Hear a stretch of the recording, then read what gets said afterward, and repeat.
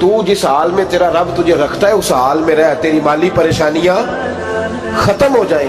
میں نے پہلے بھی شاید آپ کو ایک دفعہ کہا تھا، میں تعلیم سے فارغ ہوا تو میرے ایک استاد اور میرے کچھ دوست کہنے لگے افریقہ آ جائیں آپ، وہاں بہت بڑا ادارہ ہے، اس کو چلائیں، اس کو سنبھالیں۔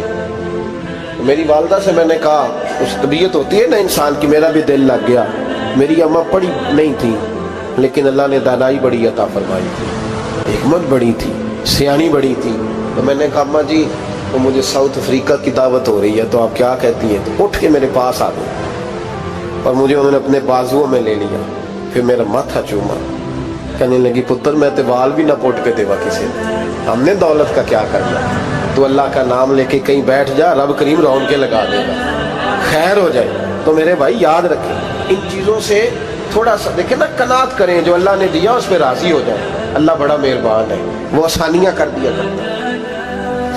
تو یاد رکھیں میرے رسول کریم علیہ السلام نے ایک تو ہمیں درس یہ دیا ہے کہ تو سمجھ جا، قرآن نے ہمیں بتایا ہے کہ روزی تیری ذمہ داری نہیں، روزی کس کی ذمہ داری ہے؟ اللہ کی۔ اور دوسری بات یہ کہ جو اللہ نے تمہیں دیا ہے اس پہ تو راضی ہو جا، تیری مالی پریشانیاں ختم ہو جائیں۔ اور پھر حضور صلی اللہ علیہ وسلم نے فرمایا مذہبی طور پر جب دیکھو تو آگے دیکھو، اور دنیاوی طور پر جب دیکھو تو پیچھے دیکھو، پریشانی ختم ہوگی۔ مذہبی طور پر جب دیکھو، جو 5 نمازیں پڑھتا ہے وہ تہجد پڑھنے والے کو دیکھے، اور جو تہجد پڑھتا ہے وہ اشراق چاشت پڑھنے والے کو دیکھے، اور جو بندہ اشراق اور چاشت پڑھتا ہے پھر اس کو دیکھے جو سارا دن مصطفیٰ پہ درود پڑھتا ہے۔